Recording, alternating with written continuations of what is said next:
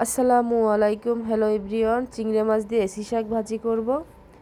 চলুন রান্নাটা শেয়ার করি। প্রথমেই রসুন ফুরানি দিয়ে দিলাম, এখন মাছগুলো দিয়ে দেবো। সুন্দর করে মাছগুলো ভেজে নিব। মাছগুলো সুন্দর করে ভেজে নিব, একদম মচমচা করে মাছগুলো ভাজবো। মাছগুলো ভাজা হয়ে গেছে, এখন আমি অ্যাড করব পেঁয়াজ কুচি। বেশি করে পেঁয়াজ দিয়ে দিব। সামান্য পরিমাণে তেল দিয়ে দিচ্ছি। বেশি করে তেল আর পেঁয়াজ রসুন বেশি করে দিবেন, শাক ভাজি তত মজা হবে। এখন শাকগুলো দিয়ে দিচ্ছি।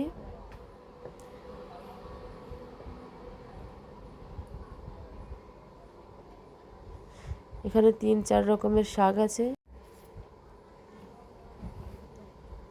তো সবগুলো শাকই আমার দেওয়া হয়ে গেছে। নাড়াচাড়া করে সুন্দর করে ভেজে নিব। দেখতেই পাচ্ছেন রান্না প্রায় শেষের দিকে।